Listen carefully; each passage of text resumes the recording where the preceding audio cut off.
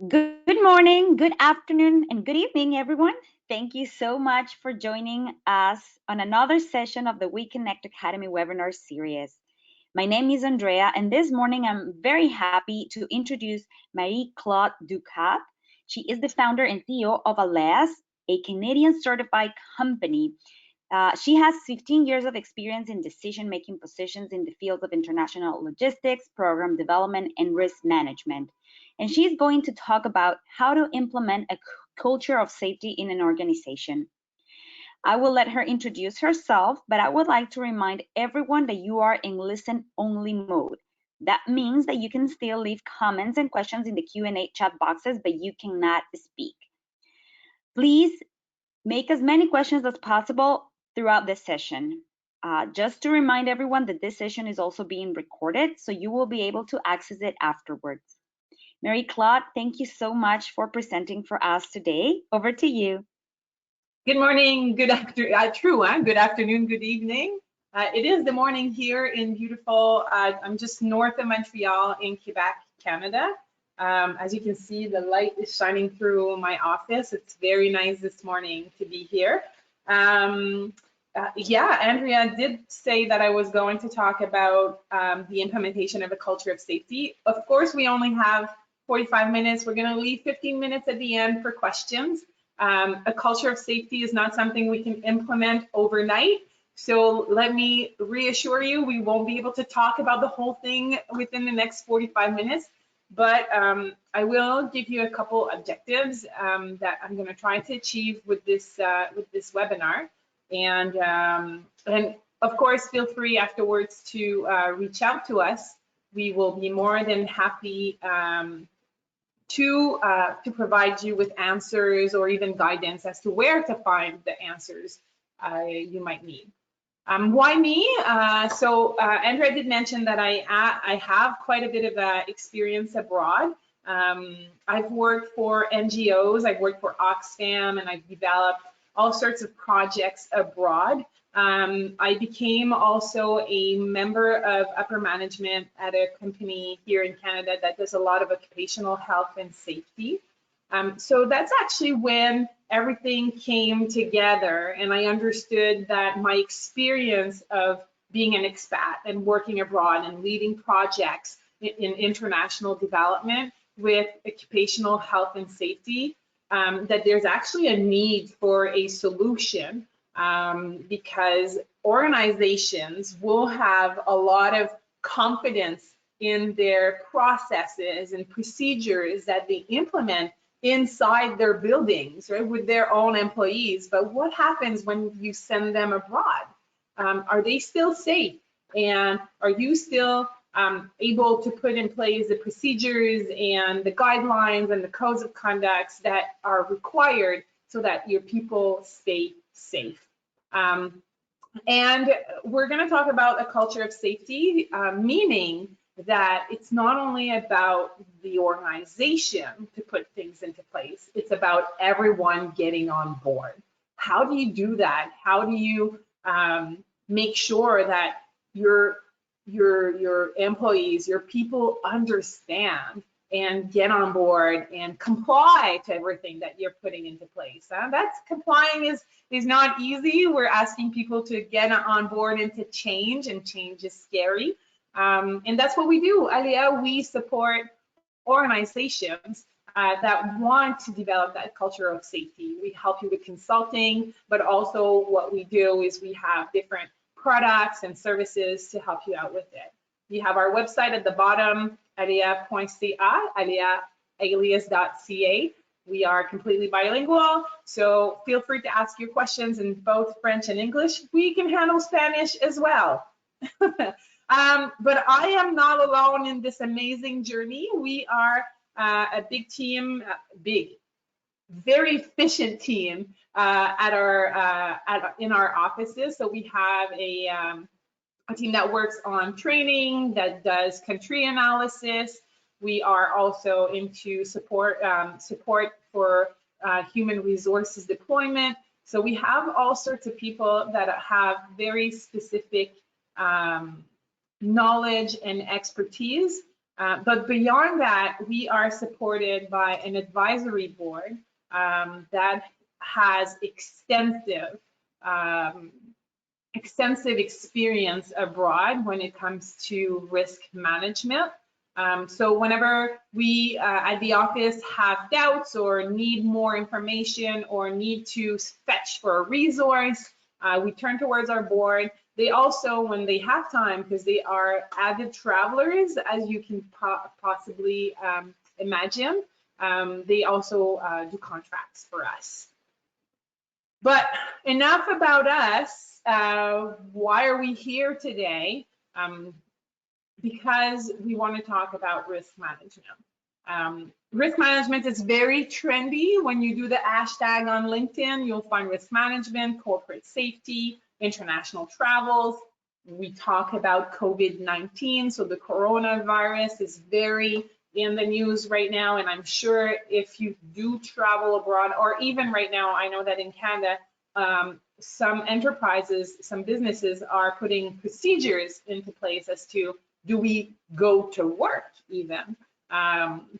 Schools are shutting down. So so it's just to give you an example of what your risk management strategy can help you cope with. In a broader sense, risk management, when we looked into it in terms of jurisprudence, and jurisprudence in Canada, but also international jurisprudence, we've pinpointed 3 essential elements that will consist your due diligence. And that's what we're going to look into a little bit further down the road during this hour. We're going to look into duty of care and due diligence. But I want to introduce you to 3 elements right away: authority, prevention, and efficiency. So whatever you do when you develop that risk management strategy, probably, most likely you have something into place already. So if you audit it, if you look into it and want to improve it, keep these 3 things into mind: authority, prevention, and efficiency. So if you're able to demonstrate that you've done these 3 things, it's your due diligence, it's your defense of due diligence. We're going to look a little bit into it later on. But today, we're going to really focus on authority. As I said, we only have 45, 50 minutes. Can't tackle everything. We'll be more than happy to answer questions you may have on those other elements as well. And never know, maybe you're going to be so excited, we might do a second webinar on prevention and another one on efficiency. So what are our objectives today? I want you to understand the importance of having an organization-wide mobilization when it comes to safety. Very important. And to also have the knowledge to lobby to upper management. So if you are not upper management, if you don't have the strings to that money, if you can't get money to have to put in place a strategy or to develop procedures and protocols, I hope that the next 45 minutes will give you maybe some information to start the work within your organization and find the budgets to hire resources or deploy procedures, etc. And we're going to look briefly at different measures and procedures that you can implement so that you meet your due diligence. But beyond everything, of course, I'm tying this to legislations and things that we can concretely calculate. But beyond everything, you want to keep your people safe. That's what's important. We all know that when our people not only are safe, but feel safe, they can perform. So you want your people to feel safe and to be safe. Very important. That's why you need a risk management strategy. So when we talk about authority, we're going to be discussing over the next minutes the legislation. We're going to talk about institutional risks, tolerance to risk, and how does it all translate in governance. And when we talk about governance, we can refer to policy, regulatory framework, guiding principles. It all depends on your culture, your organizational culture, and what kind of documents do you need to put into place. Some of the clients we work with, they'll go with a policy because that's really what they want, but others really want to get into the, get things going. And because a policy will take some, we work with educational institutions, and for some, it can take years to get a policy adopted by the Board of Governors. So they'll go sometimes with the guiding principles. So it all depends on what you need, and that's something to keep in mind. What do we need as a document so that we have power, authority? First off, who travels? Who travels in your organization? It's important to know who goes where and does what, right? We always start with our clients saying, do an audit, assess. Let us know who goes where and does what, because that's the basics. You need to understand really what's going on. So could be your sales team, could be upper management, your human resources, consultants, I'm sorry, there's a spelling mistake here, administration council, it could be your board of governors, it could be anyone. You might be recruiting, you might be going to conferences. So who goes where? So who are your travelers' experience? Are they frequent travelers? So are you sending someone once in a blue moon, or are they on a plane every week going somewhere, or even being somewhere for a certain extended period of time? What happens with that is that if you don't have a lot of experience, you are vulnerable. But then if you have a lot, you're being complacent potentially, right? We've all been to these places that we know pretty well. And we're like, yeah, I know how to do this, I know how to do that. So we let our guards down, and we need to educate our frequent travelers on that as well. So do you know the itinerary? Are you able to understand the risks that are at destination?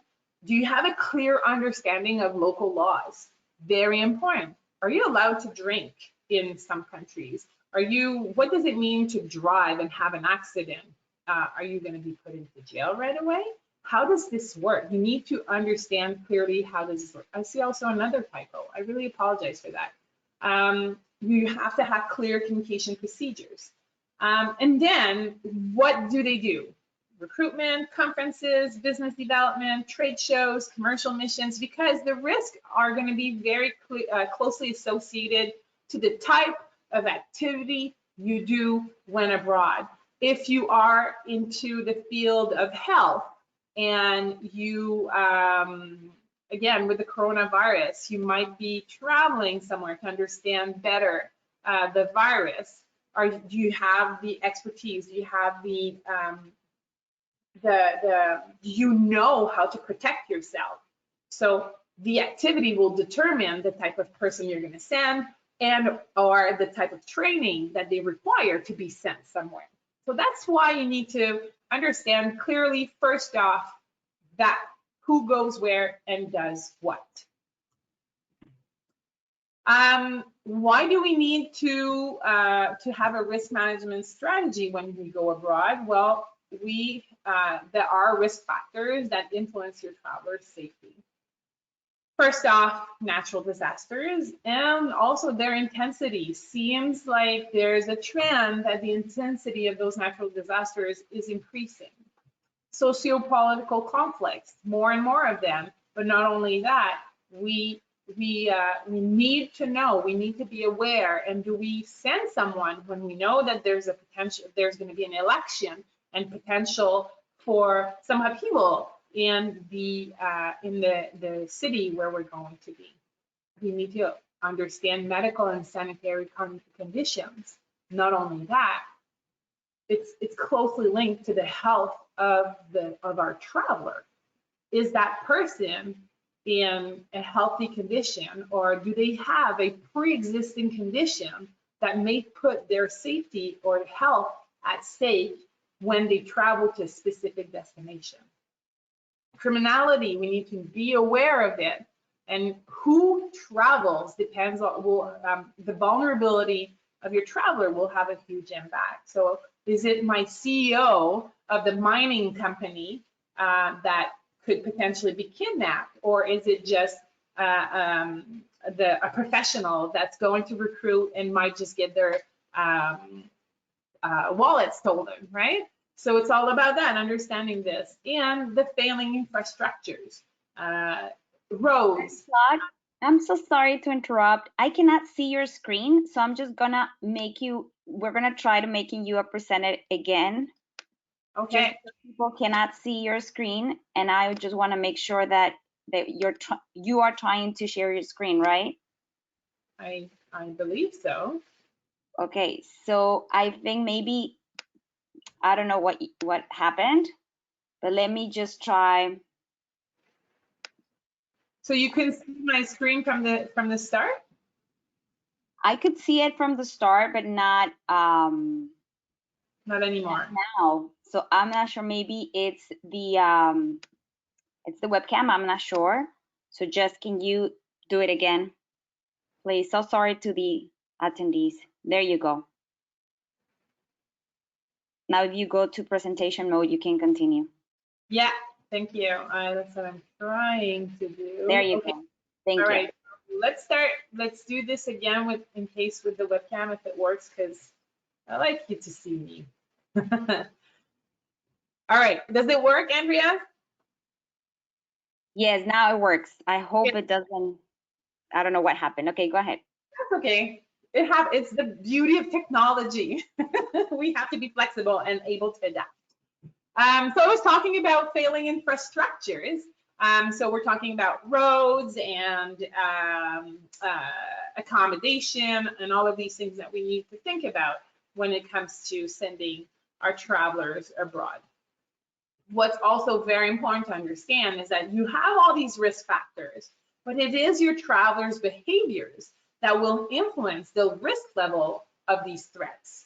Okay, so if you have someone that's very aware that they could be kidnapped, well, they will have preventive behaviors and potentially not get kidnapped. I'm using a big one because I want you to understand the risk for some of your travelers potentially.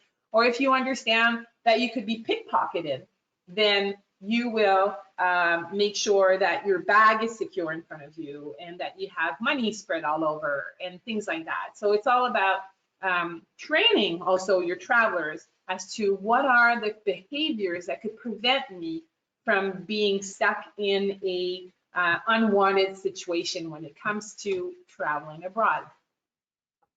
Okay, let's do this again. All right, what are the organizational risks related to corporate traveling?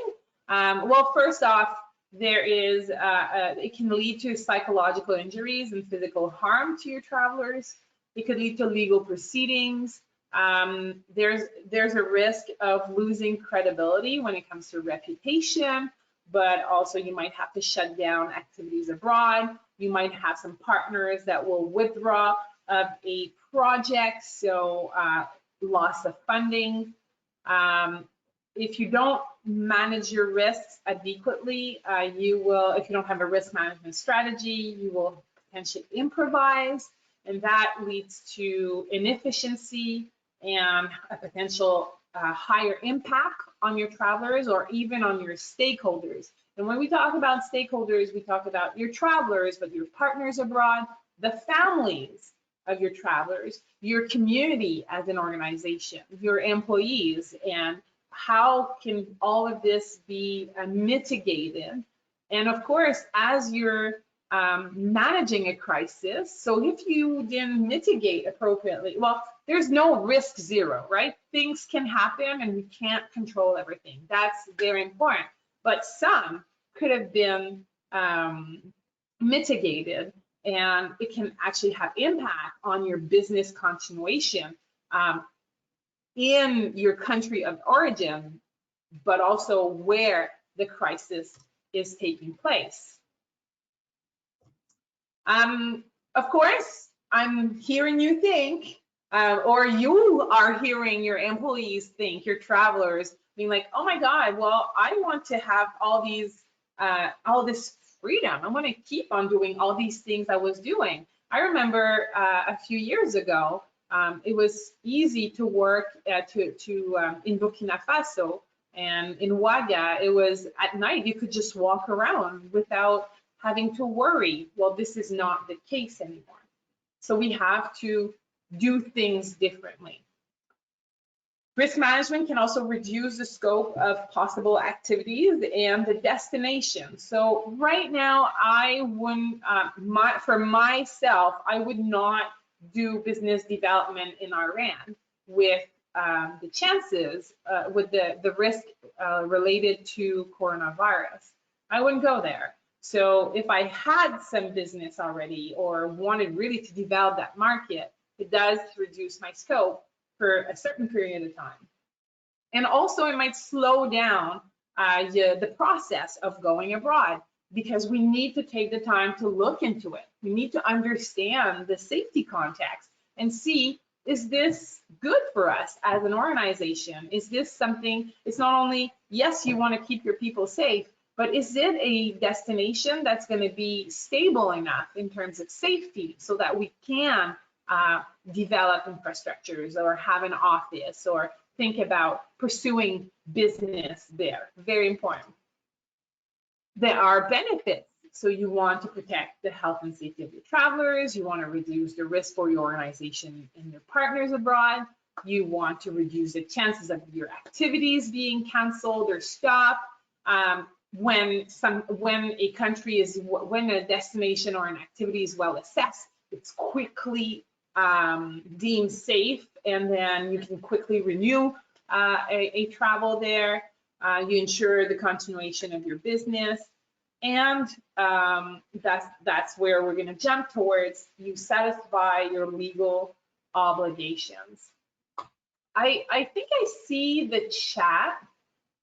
I can't see. Yeah. So what I'd like to do, what I'd like you to do is to write in the chat the country you're located in. So I might have a general idea of where you are and maybe can give very relevant examples. So if you could just write those down in the chat over the next couple minutes, that would be great.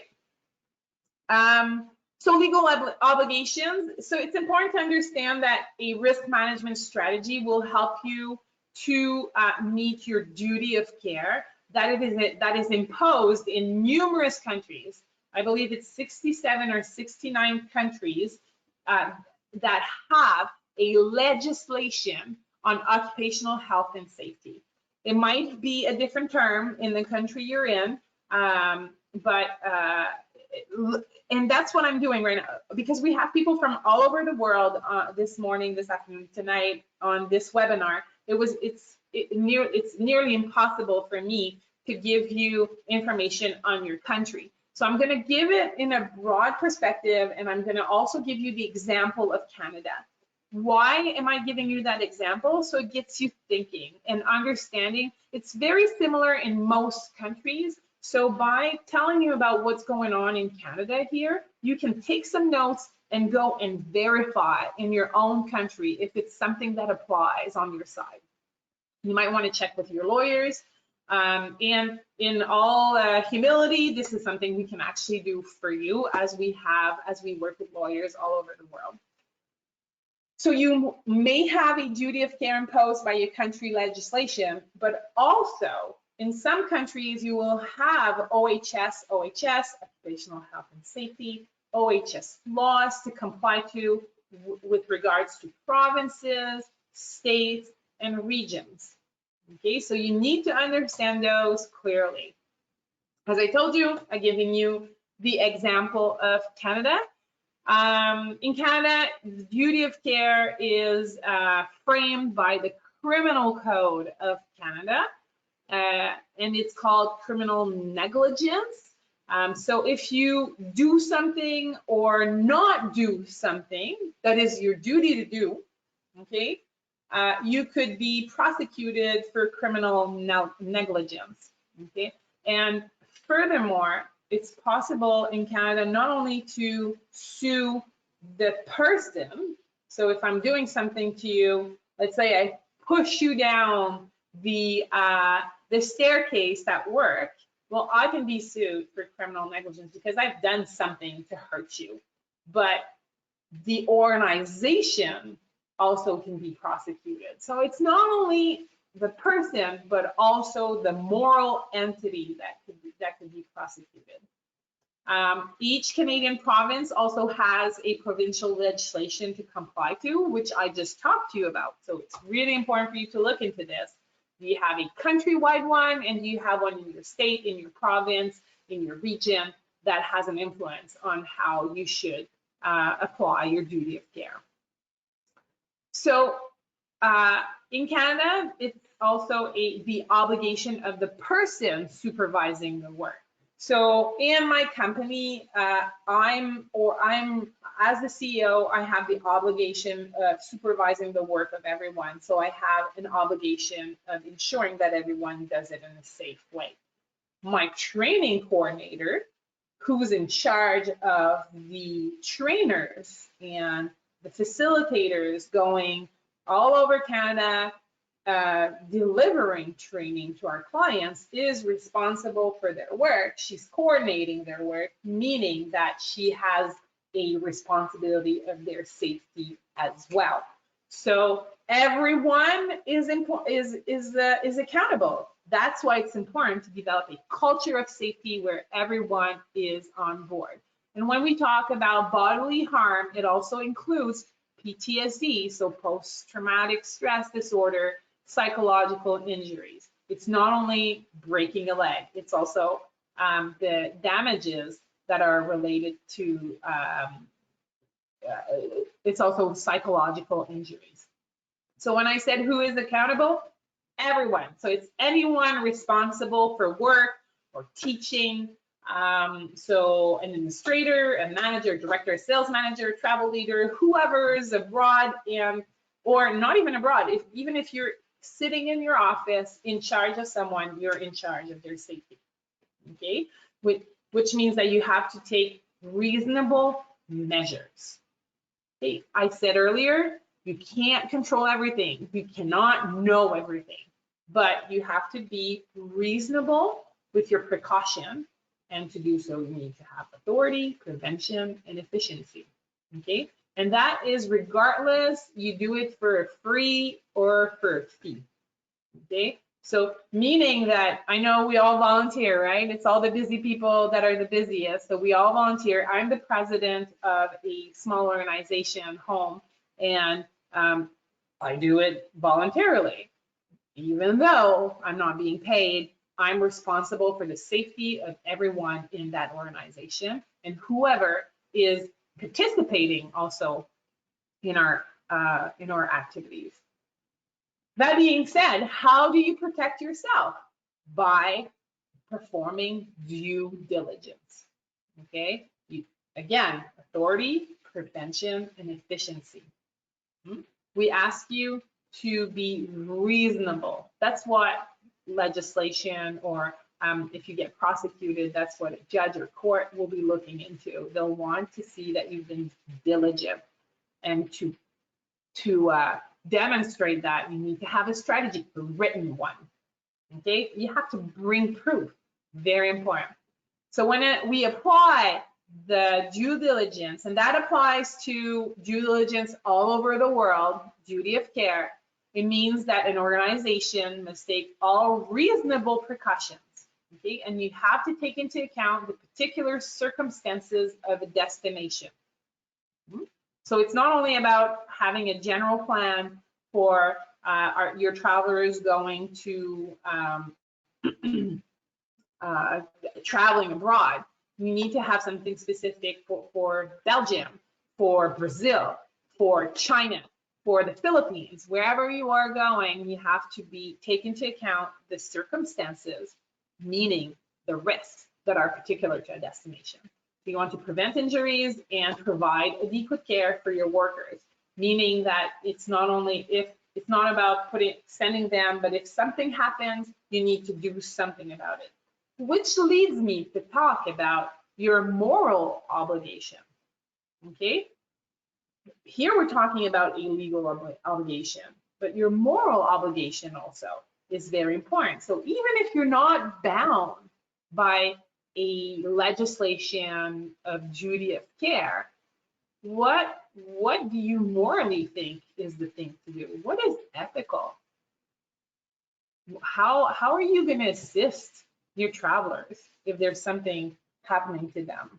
If they travel with their family, are you not going to help their family get out of a situation because they're not your workers? So that's something also that you have to think about before something happens. Penalties, if you're bound by a law, it's important there are penalties. In Canada, the legal entity could get a fine, also probation, in which the court will ask for a victim compensation, will prescribe the development of safety standards, and the obligation to inform the public that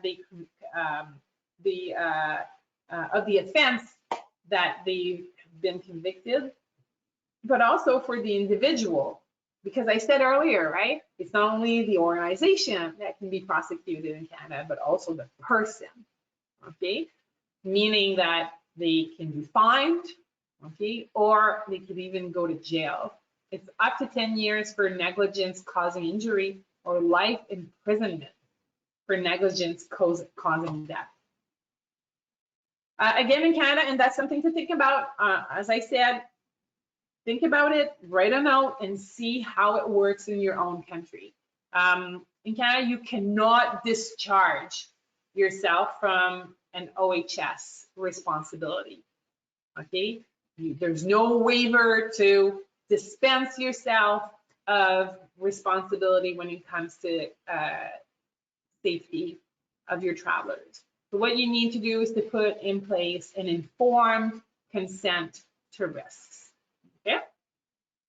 Informed means that you have, as the organization, you have the responsibility of informing your travelers that if they go to Cameroon, they could potentially get malaria, okay? If you travel to the Philippines, you could be a victim of an express kidnapping. If you go to China or Iran, you might catch the COVID-19. Those are all the things that as the organization, you need to inform them of the potential risks, and so that they can sign an informed consent to risk. So why do we put a risk management strategy into place? For legal reasons, also because the safety context around the world is evolving, is changing. There are more and more travelers increasing as a result, the risks. Your travelers are vulnerable, so you need to look into how experienced they are, how knowledgeable they are, and how you want to decrease that vulnerability of your travelers, therefore, at the same time, protecting your organization. Risk can have multi-level impacts, so on many stakeholders, on your travelers, on your organization, but also on your activities, on your businesses, on your profit. You want to reduce improvisation during a crisis. And of course, as we said right from the beginning, you want to implement a culture of safety within your organization, okay? By implementing a risk management strategy, you mitigate the risks and you promote efficiency. So what's your tolerance to risk? What do you accept? What do you not accept? So now we're like getting into like the big thinking. What do we do? What do we think? So what do you accept? What kind of risk are you tolerating in your organization? Sorry about that. It's not the coronavirus. So the risk tolerance is you will have a risk, an organizational risk tolerance, and each individual will have a risk tolerance as well. So me being an avid traveler, very experienced, have lived abroad all over the world, I have a pretty high tolerance to risk because I have come across so many things and I'm able to get myself out of something or even prevent it. But if I leave with an organization, it's not my tolerance to risk that will matter. It's the organization's, okay? So I must respect my organization's risk tolerance. But to do so, the organization has to state what their tolerance to risk is and need to inform what the tolerance to risk is as well. So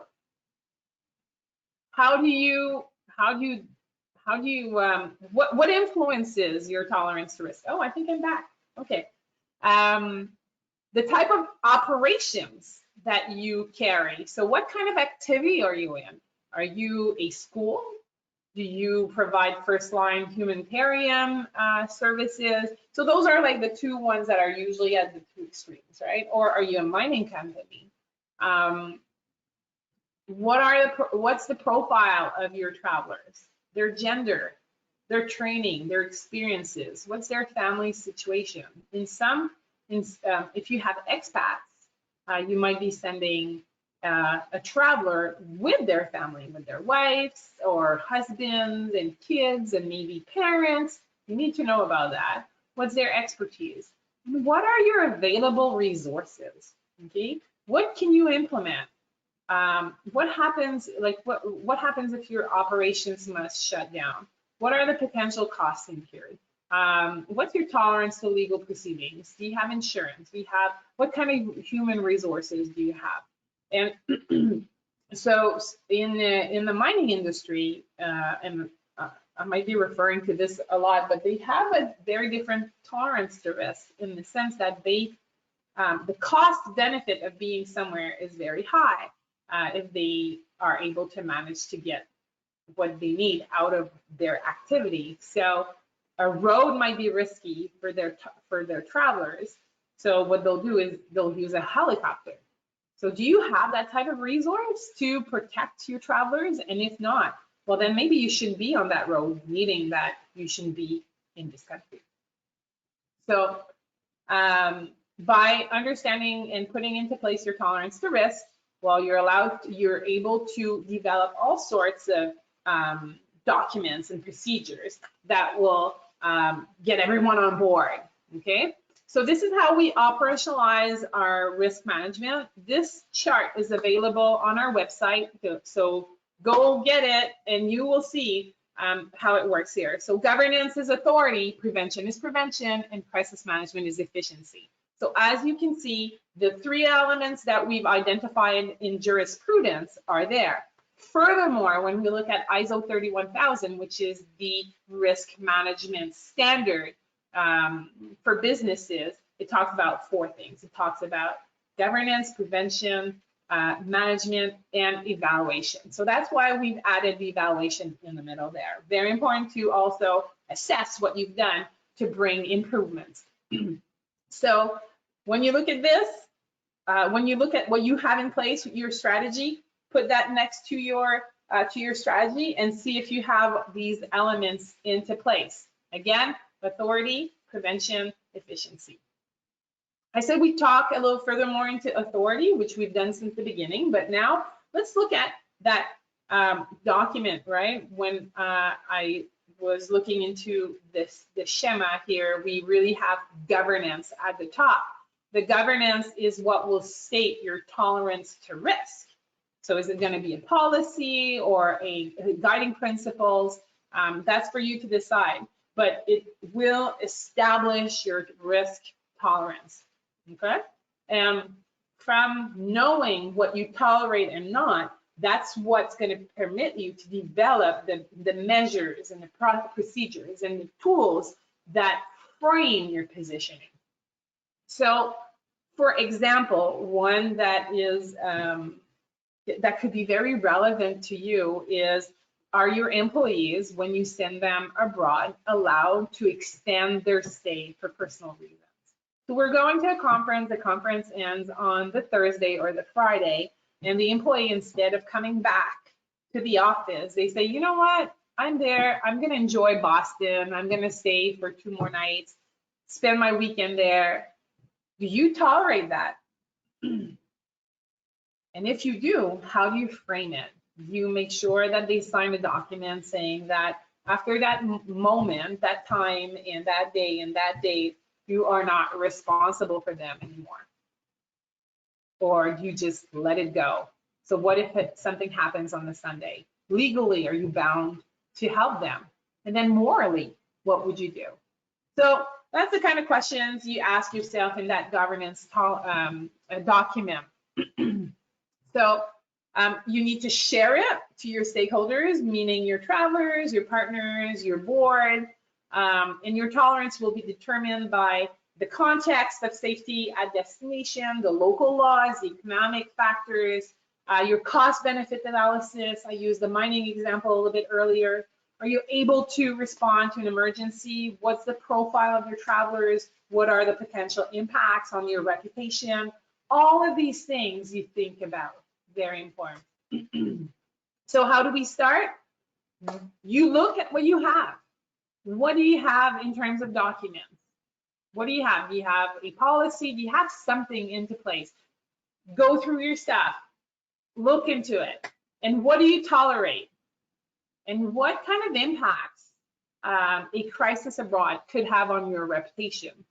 And if your reputation is hindered, what kind of business impacts will it have? Maybe none, right? Maybe tons. This needs to be looked into. What can you handle when it comes to a crisis abroad? Are you a one-person company? And if something happens to your traveler, this will take your entire time, meaning that you won't be able to pursue your business development or whatever. How much money do you have to get someone out of it? Do you have insurance? All these things you have to think about. You have to think about your legal obligations. So what kind of duty of care you have, what kind of legislation, in terms of occupational health and safety do you have in your country, in your province, in your state? And what about your moral obligation, right? That's a tough one. That's a very difficult one, because when you're going to sit everyone around the table, you will see people think differently. They think very differently, and you don't want to have that conversation while you have someone stranded somewhere going through something very difficult. So it's essential, and I said when you sit everyone around the table, so you want to involve the upper management, okay, because they have to make that decision.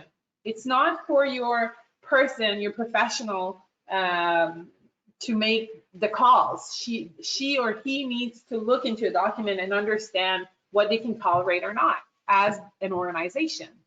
Okay.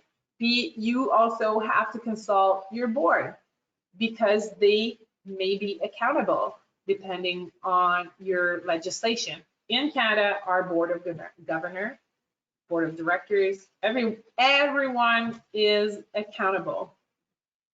I look at the time. We still have, I still have 1 minute before we switch to questions. So this is something like, this is a table of content that a governance document will, an example of what it could look like. You have like a preamble in which you state your legal framework. What are your safety management approaches that you will preconize? How do you select your partners abroad? What kind of protocols do you make people sign? What is your health process? Do you send everyone and anyone abroad regardless of their health? Depending on where they go, that might be a huge liability for you. Are you allowed to travel with family members? What's your how do you handle vulnerabilities? So gender and sexual identity and all these religion, there are different motives that will lead to vulnerability. And how do you handle this to make sure that your travelers are safe in a destination? So that gives you an idea of what could be in there. Of course, depending on the type of activity you have, there might be more. That's really the basics here. I think I nailed it. So any questions? Andrea, I think I'm turning towards you right now. Yes, thank you so much, Marie-Claude. I think that was great information. I would like to encourage everybody who's listening to type down their questions or comments, whatever you want to say. I'm going to read them out loud for you. Yeah. And I also would like to remind everybody that this webinar was recorded in case you, I don't know, join later, for example, you will be able to access the recording afterward. What if your employee has a different level of risk than the business? Like maybe companies fine with public transport but that freaks me out. I prefer taxi. I find it safer. How do you manage that? Well, okay, so authority is not only about having a governance document. What you would do is, depending on your tolerance, your documents would say that the company doesn't allow for the use of public transportation in XYZ countries, right? I would think that France, for instance, taking the Eurostar from Paris to Brussels, I would think that using the public transportation would be fine, versus being in Guatemala and using the chicken bus to go from point A to B.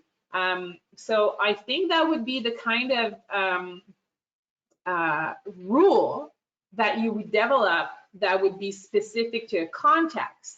Once you have the rule developed, then it is your responsibility to enforce it. So you need to make the person aware of the rule, and if they don't follow, then you need to have a escalation of how you're going to follow up with this. So first, it could be a verbal warning saying, hey, I heard that you're not using taxis as it is mentioned. Second, it could be a written one saying, we've become aware that you don't use taxis. And then the third time could be, depending on on what your organization wants. It could be either suspension, it could be coming back home at their own expense, it could be not traveling anymore, or even if your laws permitted, it could be firing them for non-compliance to rules. And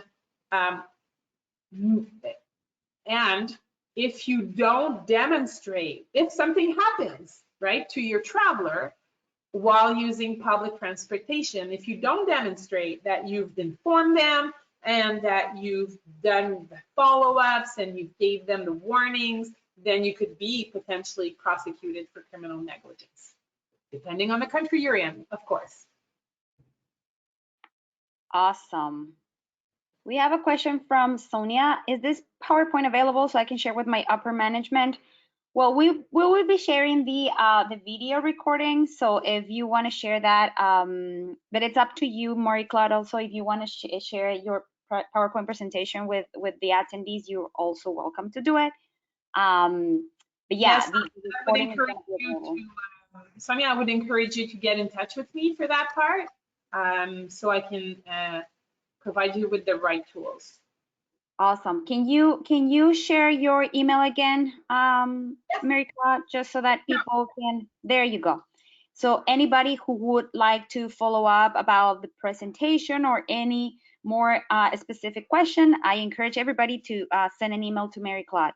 I have another question. Would you recommend always purchasing travel insurance for your employees who have to travel? That first. Because okay, so yeah, I guess say the first words again. Would I encourage? Would you recommend always purchasing travel insurance for the employees that have to travel? Okay. Yes? What was that? Okay, sorry. I thought there was a second part to the question. Yeah, there's a second part. It's just several questions in one. And then it's what about contractors? How liable could your company be if the person, for example, got sick during travel or had an accident and needed to use medical services, but they were not insured? How Okay. liable? Yeah. Yeah, so in your governance, this is something that you should be thinking about. How are you going to position yourself when it comes to insurance?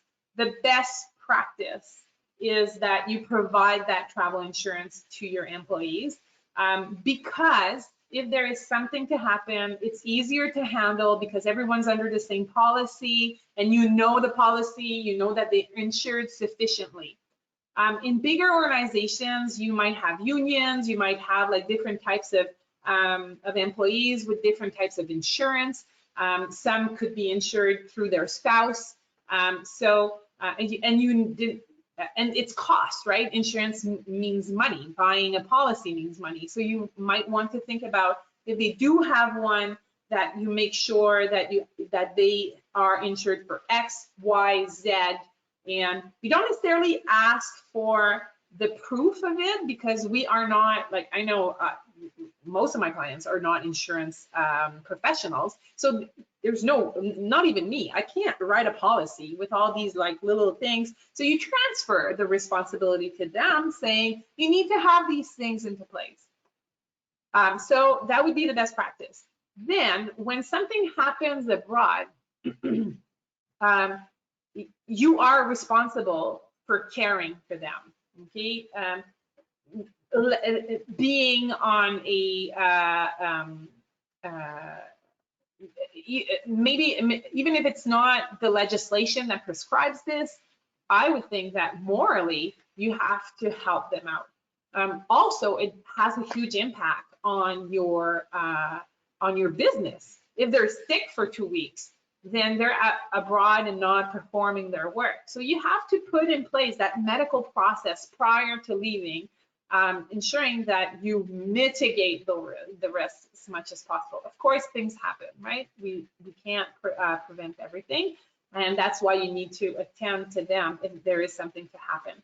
When we talk about contractors in Canada, because the law says anyone, then you are bound by the law to not only prevent but assist them also. That's why you're going to want to sign a protocol, an agreement in which it's clearly stated who has what responsibility. When it comes to risk, you can manage risk in 4 different ways. You can just eliminate it so you don't go abroad, right? You can accept it, just say, well, we just go. You can mitigate it, so you have a medical process prior to leaving, for instance. So see, if you have someone that leaves for Boston for 2 days, it will be a very different process than if you have an expat going to Brazil for 6 months. So you'll want to mitigate. But you can also transfer, okay? But when you transfer, it means that you have to transfer to someone that has the competence to accept, to take on that responsibility. Okay, so transferring the risk to someone means that they are able to take it and understand what it means. Yeah, so keep that into mind also when you develop those things and when you develop your protocols and your agreements. So that contract with the contractor, you can transfer some of the safety responsibilities to that person. Okay, but it has to be clear in that paper, in that protocol. Your turn. Perfect. Yeah, thank you so much. I don't know if there's any other last questions. Again, this has been recorded. This will be shared on an email tomorrow. And I would definitely encourage you to connect with Marie-Claude in case you have any follow-up questions. Yeah, and I would add further, if you want, add me on LinkedIn. We do provide quite a bit of information on LinkedIn as well. And if you want, just shoot me an email really quickly saying we want to be in your database and you'll receive our newsletter. We're not very annoying in the sense that we send maybe twice a year, and there might be some cool information in there for you. We really, our philosophy is to be experts, not only a business. So please don't hesitate to email, call, ask questions. We might have resources for you. And at one point, everyone has to eat. So we might say, okay, from now on, we charge you, but please don't hesitate to reach out to us. Awesome. Any other last minute thoughts that you want to share, Marie-Claude, about safety? Good luck. I know I might have given a lot of information in that hour. I think what's important is to take it and take a step back and think about, so I'm gonna ask you a question, not Andrea, but everyone, okay? Open your ears. On a scale of 1 to 10, 10 being perfect, okay? How do you rate your risk management strategy of your organization? How do you rate it? Is it a 9, a 2, a 5, right? Now what I'm asking you to think about is what can you do in the next month or so to increase that number by 1? Baby steps. Where is your vulnerability as an organization? Where is your biggest concern? Is not necessarily what you want to address right away. You might be able to put small things into place that will decrease that vulnerability and keep your people safe. So that would be my words of wisdom for this morning. Great. Thank you so much, Marie-Claude. I think all the information was really good and helpful. I hope everybody thought the same way. So I would recommend everybody to watch the recording because this was an awesome webinar. Congratulations, Marie-Claude, and thank you so much for what you do. I'll follow up with you and the rest. Have a great day. Thank you so much for joining. Bye, everyone. Have a great day. Bye.